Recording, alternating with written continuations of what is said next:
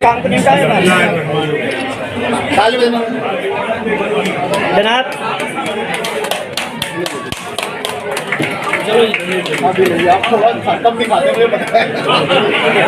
क्या मैसेज देंगे, क्या कहेंगे? देखिए, ये हमारा 33 वार्ड ऑफिस में वार्ड के जो संगठन है उसका एक वार्ड का ऑफिस का उद्घाटन है।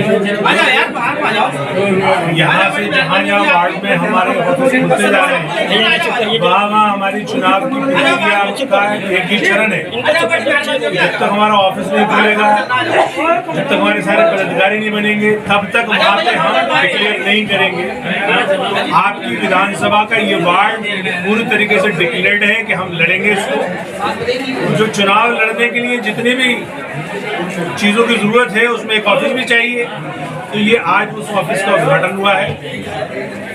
दूसरी बात, अगर आप कल हमारे NDMC जोन 2 के कार्यकर्ता सम्मेलन में रहे हो या आपने वीडियो देखा हो, तो हमारे दिल्ली के जो हमने 4 जोन में बांटा है उसमें एक जोन का आधा जोन यानी 8वें हिस्से का कार्यकर्ता सम्मेलन था। उसमें हजारों की तादाद में हमारे कार्यकर्ता वहाँ मौजूद थे। तो वहाँ से और यहाँ से आप ये हम आपको बताना चाहते हैं कि मजलिस पूरी ताकत से MCD का चुनाव लड़ेगी और जितना रेस्पॉन्स हमें पब्लिक से मिल रहा है उससे हमें उम्मीद है कि नतीजे चौंकाने वाले हैं। कैसे दूर करेंगे? जिस तरह से कहा जाता है कि MIM जो है BJP की B टीम है और उन्हीं इलाकों में चुनाव लड़ती है जहाँ मुस्लिम बहुल्य इलाके हैं, बाकी इलाकों में तैयारी नहीं करी। कैसे दूर करेंगे जनता का ये भ्रम को? देखिए, मजलिस 63 साल से हैदराबाद की खिदमत कर रही है। वहाँ पे भी उन्हीं इलाकों में लड़ती है जहाँ पे मुस्लिम और दलित बहुल हैं। वहाँ पे भी 200 से ऊपर वार्ड है, लेकिन 44 वार्ड में लड़ती है और 43 जीत जाती है।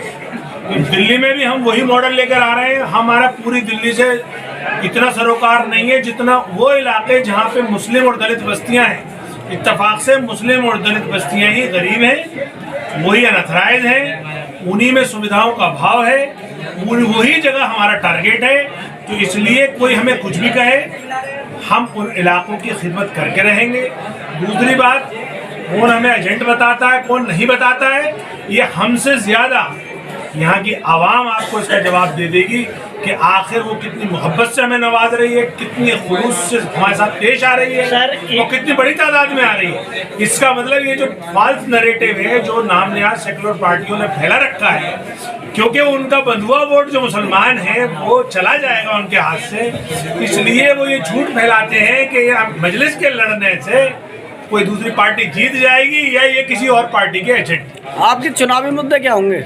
हमारे चुनावी मुद्दे साफ तौर पे जो MCD के लिए हैं, पहले नंबर पे साफ सफाई, दूसरे नंबर पे शिक्षा, तीसरे नंबर पे स्वास्थ्य, चौथे नंबर पे जो बीमारी से लड़ने के जो प्रावधान यानी प्रिकॉशंस होते हैं वो।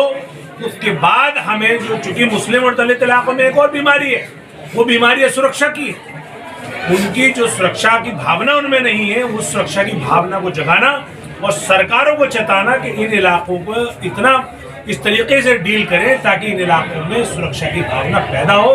ये भी अपने आप को उतने ही इज्जतदार शहरी समझे हिंदुस्तान के जिस तरह से दूसरे इलाकों के लोग से वो इलाके में अपना रोल अदा करना चाहते हैं, इसीलिए खोला है। दूसरी बात, हम विपक्ष की भूमिका निभाने नहीं आएंगे। हमारी तो पूरी कोशिश रहेगी कि हम सत्ता में हिस्सेदारी लें। हम तो ऐसे हालात पैदा कर देंगे कि कोई सरकार ही नहीं बनेगी बिना हमारे। जब सरकार को हमारी जरूरत होगी तो जाहिर बात है हम उसे सपोर्ट करेंगे, लेकिन अपने मुद्दों पे करेंगे। जिस तरीके से हम हैदराबाद में काम करते हैं उसी तरीके से दिल्ली में काम करेंगे।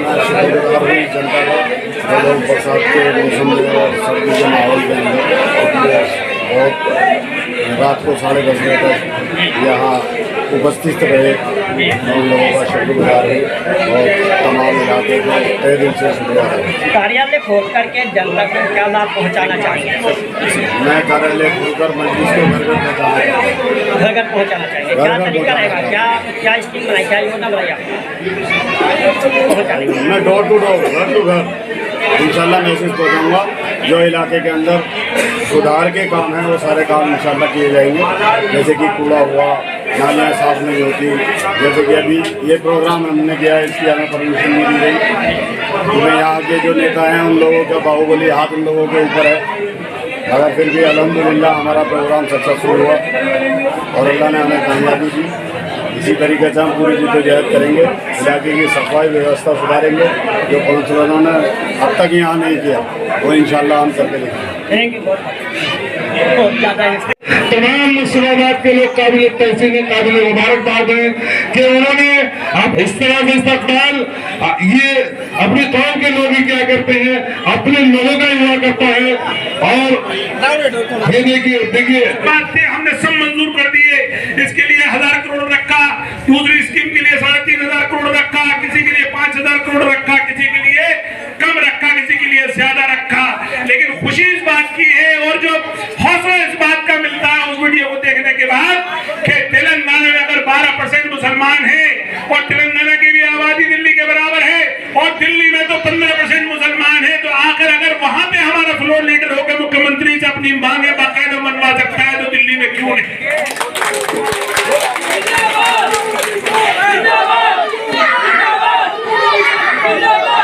तो यहाँ अब ये सोचने का मुकाम है कि ये जो हमारे लंगड़े लूले एमएलए हैं जिनका नाम तो मुसलमान है, जो हमें मुस्लिम नाम पे तो हमसे जीतते हैं, हमारा वोट लेते हैं और हम उन्हें जिता के बेचते हैं, लेकिन उनकी हैसियत हैवानों में कुछ नहीं है, वो बिल्कुल कठपुतली की मानंद है। उनका आका या उनका पार्टी का सरबराह उनको जितनी इजाजत देता है सिर्फ उतना ही बोलते हैं। और इन 5 एमएलए में भी अगर एक एमएलए थोड़ा ज्यादा बोल गया तो उसकी ऐसी जुबान बंद की है कि 2 साल तो उसको बोलने नहीं दिया। जिंदाबाद जिंदाबाद जिंदाबाद जिंदाबाद जिंदाबाद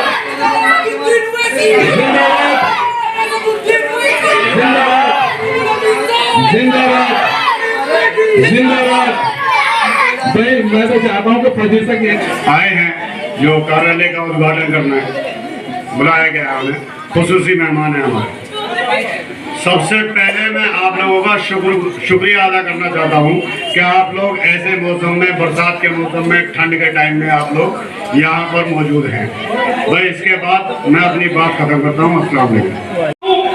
क्या आप वो लोग हैं जिन्होंने आज से 1-2 साल पहले खाली इस इलाके को नहीं बल्कि जामिया की आवाज पर अपने इलाकों में 10 या 15 शाहीन बाग बनाकर पूरे हिंदुस्तान को रास्ता दिखाया था कि अगर तुम मुसलमान हो, अगर तुम इंसान हो तो इंसाफ की लड़ाई किस तरह लड़ी जाती है वो आप लोगों ने सिखाया था। आलम दुनिया तो समझती है इसे फातह आलम, दुनिया तो समझती है इसे फातह आलम। क्या क्या न सहा जंग न सिकंदर को पता है, क्या क्या न सहा जंग न सिकंदर को पता है। और हालात अपने घर के तो ये भूखे ही जाने, हालात अपने घर के तो ये भूखे ही जाने।